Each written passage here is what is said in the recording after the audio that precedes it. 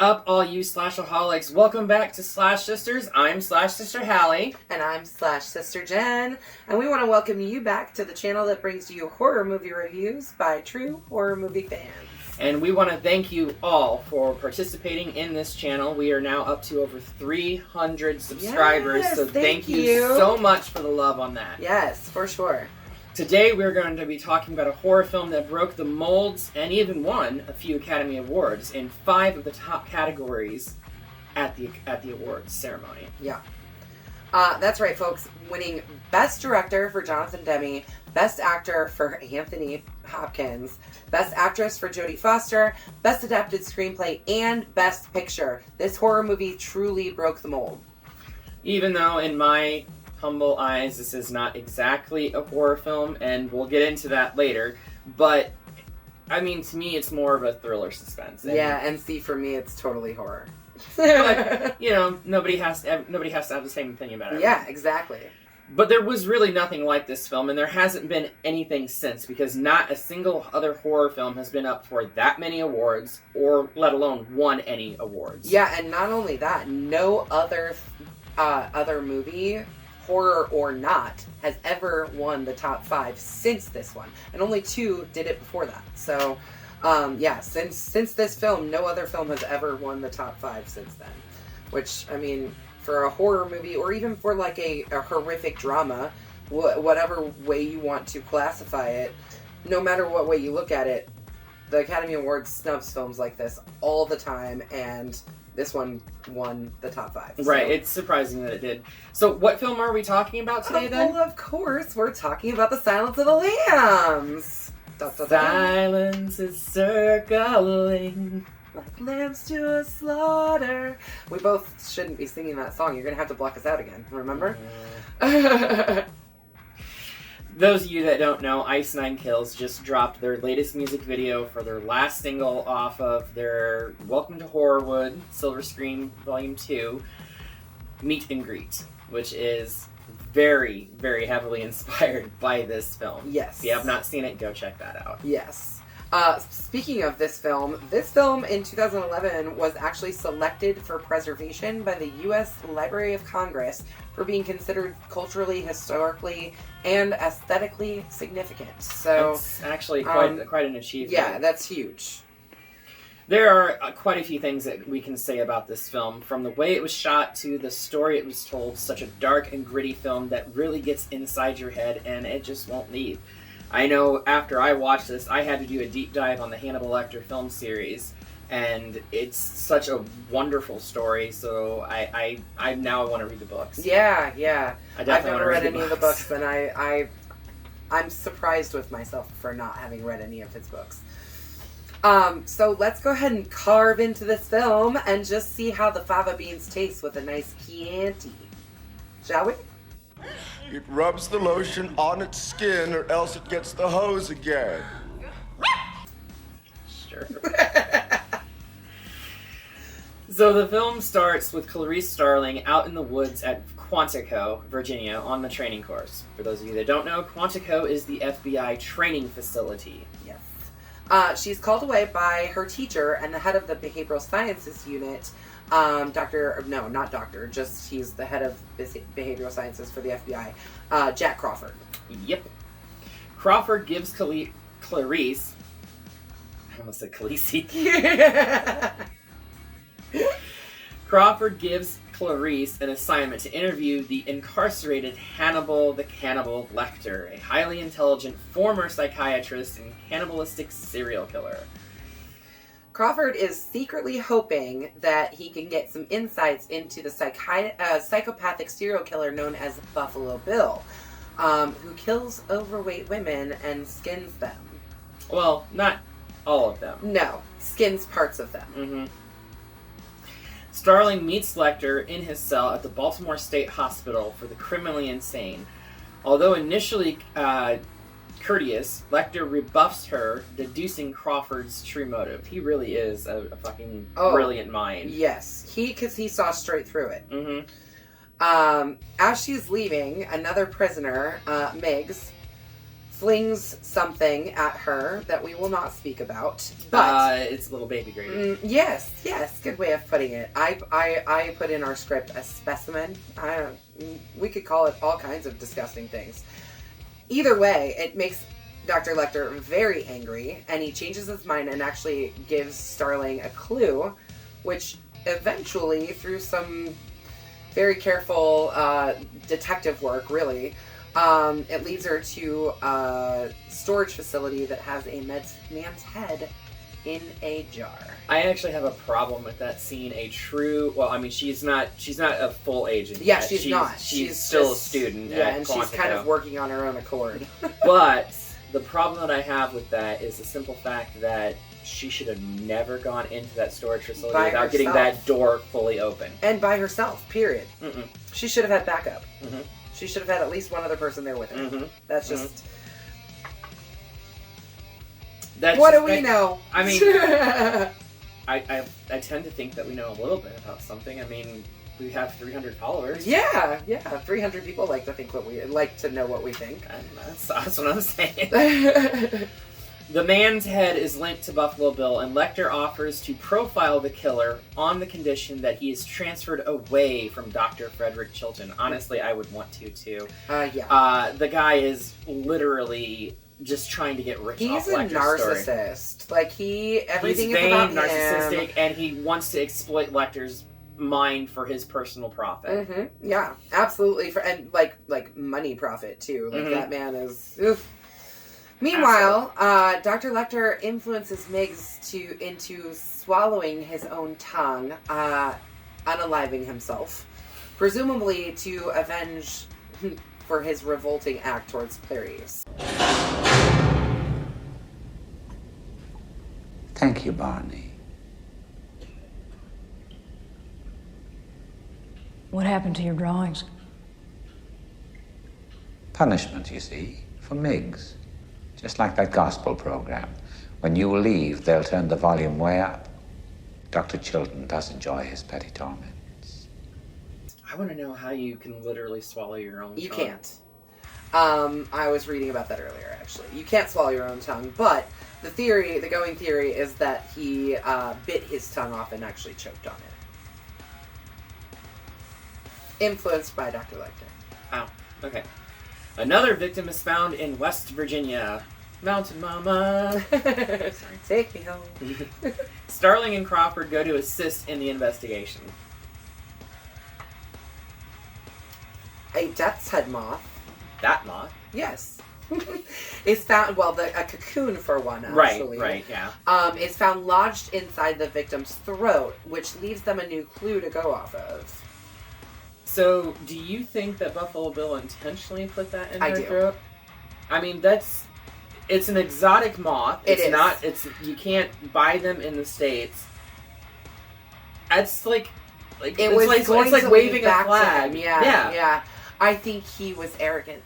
And I think he knew he was getting away with it, and he really didn't. And he was rubbing it in their faces. Mm-hmm. Yeah, that's my thought on why he put it in his throat. It would be interesting to see the thought process of how. Because they even said, when she pulls it out, whoever, maybe a medical examiner or someone from the morgue, whoever was there, said that's not something that just got into her throat. That was placed in her throat. Right. So I think he did it on purpose. I think it was maybe part of a signature, and if they had gone back, they might have found him in the other victim's mouth. Oh, that's a possibility too. But they never say that they did that. No. But I think if they had gone back and actually it's because they have Clarice looking at the bodies. Exactly. Because she's the one that found it. In Tennessee, Buffalo Bill abducts Catherine Martin, the daughter of a U.S. senator. This scene. It's literally the dumbest fucking scene in the film. It's okay. One, no woman should ever be dumb enough to get into a van with the way that she got into the van. She's backed into the van. I don't care how big, strong, muscular you are. There's no way you can get back out of there. It's just not possible. The other thing about this also, though, is that in this scene, he's very much. You can tell he's been watching her for a while. He's been scoping her out. Yeah. 2, the reason that he's scoping her out is because she's a big woman. And as a teenager, when I saw this the first time, I've always been a big woman. It scared the ever-living shit out of me, knowing that the reason that he was abducting these women was because they were big and because he wanted their skin to be big enough for him to be able to cut it off and wear it and sew it and ugh. I mean, don't get me wrong, it's disgusting. It's just I didn't have the same reaction to it that Jenny did. Anyway, this sneaky little cocksucker pulls a Ted Bundy and pretends to have his arm broken, needing help to get. It was like an oversized armchair. Yeah, like a love seat. An oversized armchair in the back of his van, and that's how she gets abducted, because her dumbass gets up in the van and he pushes her in and then beats her down with the fucking cast. Yeah, because the cast was fake too. So Crawford ends up authorizing Starling to offer Lecter a fake deal, promising a prison transfer if he helps to capture Buffalo Bill in time to save and rescue Catherine, since she was a senator's daughter. Yeah, it must be nice. It must be nice to have some pull, huh? Right. Instead, Lecter demands a quid pro quo. Quid pro quo. I tell you things, you tell me things. Not about this case, though. About yourself. Quid pro quo. Yes or no? You scratch my back, I'll scratch your back. Mm-hmm. Offering clues in exchange for personal information about Starling, which she agrees to. Yeah, even though one of the very first things that Crawford said to her was, don't tell him anything about yourself. Don't let him inside your head. Yeah, that's not a person you want inside your head. Nope. But there she is, agreeing to a quid pro quo with him. Afterwards, Chilton ends up exposing Starling's deceit and offers Lecter a new deal. Lecter agrees and is flown to Memphis, where he gives Senator Martin accurate information on Buffalo Bill's appearance, but falsely identifies him as Lewis' friend. He's just one step ahead of everyone. He's so damn smart. So smart. Starling figures out that the name is an anagram of iron sulfide, aka Fool's Gold. Mm-hmm. Damn fools. She visits Lecter, who's now imprisoned in Tennessee. He ends up getting her to answer more questions. How he does it, I don't know. He's so smooth, and he makes you want to share with him, I think. She ends up describing a traumatic childhood incident where she heard lambs screaming at slaughter in the barn but couldn't save them. She tried to save one. She did try to save one. And they caught her with the lamb, Mm-hmm. whatever. Lecter speculates that she hopes saving Catherine will end the recurring nightmares she has from this event. Satisfied, he returns the case files to her. That evening, Lecter brutally kills the 2 security guards and escapes from his cell in a very, very smart way, too.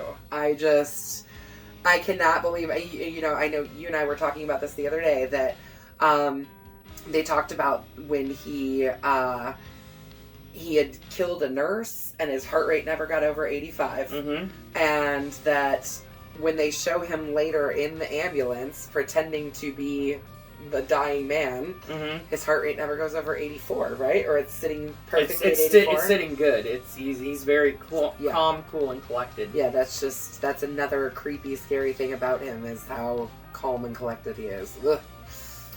With her notes from Lecter, Starling figures out that Buffalo Bill knew his first victim, Frederica Bimmel. She travels to Bimmel's Ohio hometown and discovers that she and Buffalo Bill were both tailors. While she's in Bimmel's room, she finds evidence that reveals that Buffalo Bill is making a suit with human skin. When she figures this out because the cat actually kind of pushes the door open or something, and she sees one of the dresses that has pieces of paper. Mm-hmm, has tape on it to show where she was going to be making her cuts and to measure her pattern, mm-hmm. and that's what made her realize it was the exact same positions or skinning pieces that was that taken had out of been Frederica. taken out of her. Yeah. Yeah. Creepy. The culprit is a man named James Gum. I'm telling you, some of these names are just so off the wall. It is funny though, because there's a scene where she's talking to Frederica's friend, her best friend or whatever, when they're sitting in the diner, and she's like, "Have you ever heard of a man named Jane Gum, or maybe a James Gum, or a Jamie Gum?" Like she tries to justify that is a weird ass name. But she believes that he is a transsexual, but was deemed too violent to apply for a sex change operation. It's interesting that this is the route that they were taking with that. I know. There is a lot to be said about it. the source material that this is based off of is a book that was published in 1980. Oh, I thought it was 88. No, that Hannibal was in 88. Oh, okay. But no, this book was published in 80, 81, somewhere around there, something like that. It's just interesting that they're talking about wording that then, and just the fact that it is. Although transsexual is not the actual right word for Correct. that, it would be transgender. Right. It's interesting to see how far back the conversation goes. Mm-hmm. Definitely. So Crawford and the FBI hostage rescue team storm Gum's house in Illinois, but the house is empty. They're at the wrong fucking house. They sure freaking are. Meanwhile, Starling follows a lead that takes her to the house of Bimmel's former client. There she meets the real James Gum. Yeah. Played by the incomparable Ted Levine. Ted Levine. Oh my gosh. We haven't really talked much about his performance up into this point, but apparently the dance scene that he did was not really going to be included, and he felt like he was the one who convinced Jonathan Demme, hey, no, we need to keep, because it was something that was in the book, but it was kind of just skimmed over in the movie, or at least in the script, and he was like, no, I really think we need to put a little bit more emphasis on this, and so he was the one who did the whole dance, and the dance was almost him trying to convince the director to keep it in anyways, and when they saw it, they were like, yeah, that we need to keep this, that gives us so much for, and the fact that he's wearing someone's scalp the whole time. Oh, gross. So gross. Realizing he's Buffalo Bill, after spotting the death's head moth, she literally sees a death's head moth fly through the living room. She realizes it's him, and she pursues him.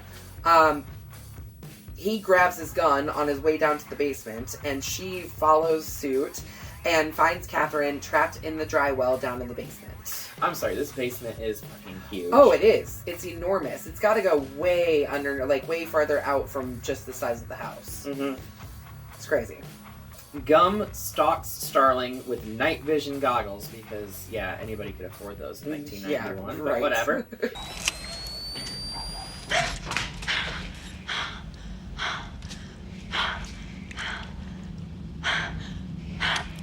But reveals himself by slowly cocking his revolver.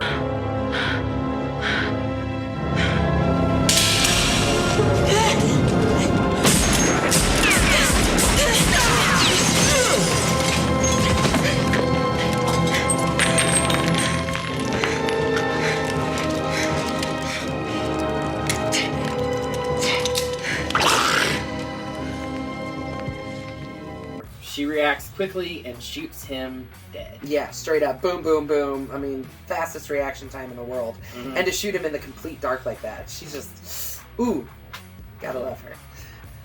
At the FBI Academy graduation party, Starling ends up receiving a phone call from Dr. Lecter, who is in the Bahamas at an airport. And this is probably where we get the most misquoted line ever from this film. Yep. Because everyone always says, "Hello, Clarice." Yep. Which Lecter never says. Never says it film. once in the entire movie. I actually thought for sure he'd say it right there at that scene, because when you are talking to someone on the phone, what is the normal response? Hello, Clarice. Yeah. No, he says, "Well, Clarice." Anyway. Yep. He assures her that that he has no intention of pursuing her and requests that she return the favor, which she says she cannot. Obviously, she cannot. Yeah. She's just been handed her badge as an FBI agent. She's a full-fledged agent now. Of course, she's gonna go after him. Yes, exactly. They hang up the phone at just before just after he states that he's having an old friend for dinner, and he sees Chilton exiting off of an airplane. And the rest of the film is just a slow walk of him following him down the street, very slowly, with the crowd, very nonchalant. Chilton has no idea he's being followed. It's beautiful. That plays underneath the rolling credits before we get the fade to black at the very end. And that is the film. Yep, that's it. Hannibal gets away with it. Yay! Well, does he? Eventually. I mean, he already spent a good 10 years behind bars at this point. Yeah, he did. Because we figure if it's 1991, he said he was in jail in 1981. Mm-hmm. So, at this point, he's been behind bars for 10 years at least. Yeah. So he has gotten a little bit of justice for the horrendous things that he's done, but not enough. He deserves to be behind bars forever. I mean, that's just... Honestly, yeah. Yeah. I know for me, this movie, even this time, it really got up in here a lot. Between Lecter's performance, which I don't... It had been at least 10 years or longer since I had watched this movie. I'd say it's probably been about 15 for me. Yeah. I mean, I've seen it quite a few times. I know the whole story. There was nothing surprising or different or new for me. No, but you watched it with a different set of eyes. And Exactly. we've always said this, when you watch something at any age and you go back and watch it later, you've changed as a person, you've grown as a person. Yeah. You understand things that you may have missed the first couple times you watched it. We hope that you guys are experiencing the same things as us. Like if you're watching along with us and kind of watching these films as we're watching them. We hope that you're experiencing that too, because it is a really cool thing to go through to take your life experiences and be able to look at a movie in a completely different light. Oh, definitely. Yeah, I don't think I thought about how dumb Catherine was for getting in the van that way.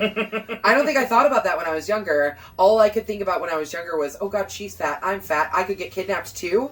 Like, in my head, okay, almost all of my friends in high school were much smaller than me. Mm-hmm. I've always been the big girl in the group, I never had the fears of getting R-worded.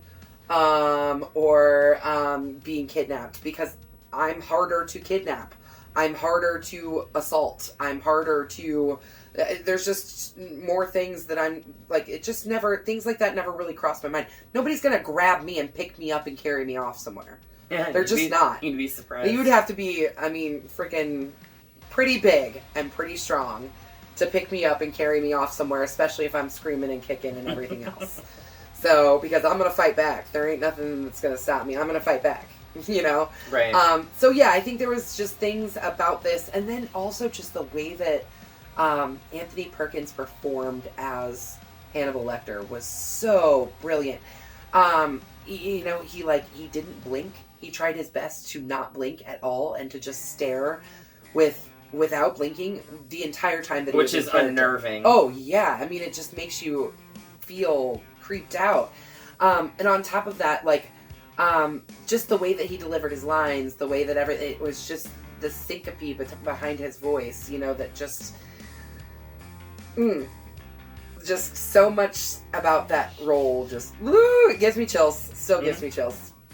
So, Bloody Machete up for me. 2 Bloody Machetes straight to the sky.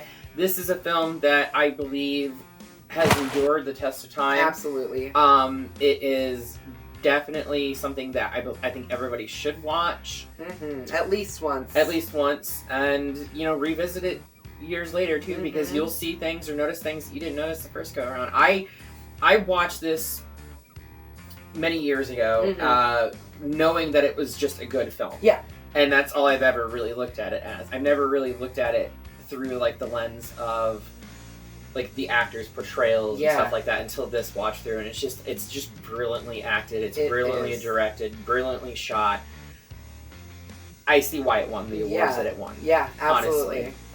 Yep, So- the makeup, the practical effects are beautiful. I mean, they did a really, really good job with. I mean, you think about it, like he's wearing a freaking skin suit in parts of or building a skin Building suit. a skin suit. He's not wearing it. Sewing a skin suit. And you only get to see it for like about 5 seconds in the film. Yes, but he's wearing someone's scalp. But also, just the makeup work with the scenes with Hannibal Lecter were woo, so good, so good. So we're gonna get the flying fuck out of here, just like the death head moth. It's going to fly away. Fly away. So what should we do next, Hallie? Should we do something a little bit different? Something maybe a little less popular? Less popular. There's quite a bit of horror movies that are not popular. They have to be a little bit more specific. There is a lot. Let's go back just a little bit, not too far. Not too far. Like 2007-ish? That sounds like a good year to me. I think it's about right. We're going to be examining a film that stars 3 comic book hero actors.